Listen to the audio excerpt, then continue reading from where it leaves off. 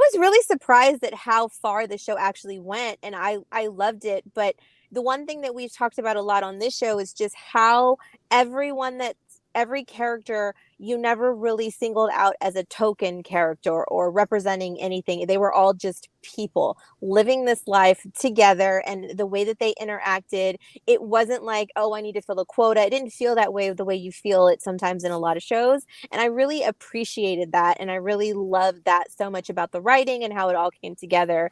And I mean, how were you able to do that?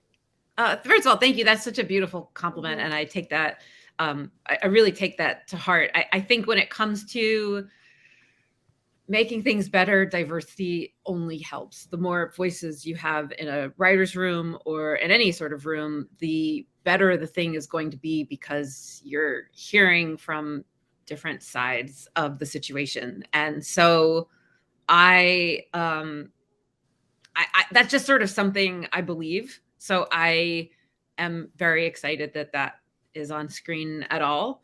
And it's just, I don't know. I think if something's important to you, you do it well. I think that whether that's a matter of, oh, I'm just starting out in this like assistant job and I don't really know how to do it well. If you're really enthusiastic and you're really excited, you'll take initiative, you'll figure out ways.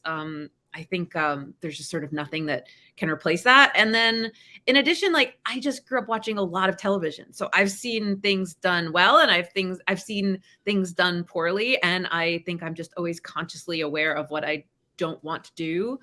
I think traditionally there's like a specific kind of creator and they will think of women as kind of sex objects and trying to get the audience on board to like, wow, wouldn't it be great to like be able to fuck those identical twins? And, growing up watching Three's Company and stuff, I remember being a little girl and thinking like, oh, is that what people want?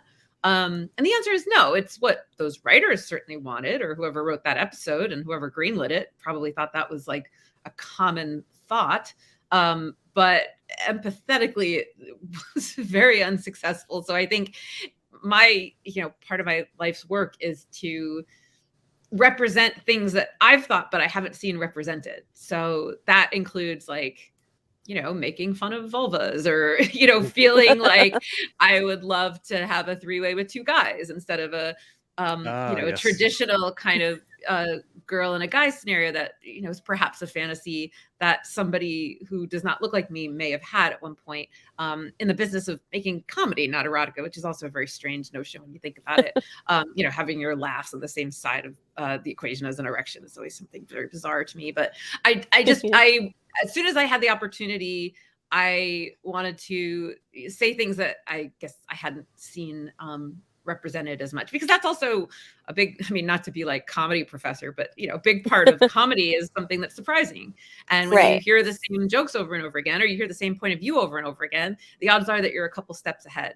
And I, in the service of like surprising people, in the service of doing something unusual, it was an exciting opportunity to put things out there that could be dirty or risque, but from a different point of view. But then beyond dirty and risque, I also, I'm coming from a place of feeling marginalized and Right. maybe not marginalized, but I'll say disenfranchised. I'll say Other, that yeah, yeah. I've always been on the side of the underdog. I've always felt like the underdog. I always will feel like the underdog. So to be able to represent that authentically, I think a lot of things come out that perhaps aren't intentional, but ultimately, at least in spirit are on the right side of things as far as representing, folks that generally aren't represented as much. So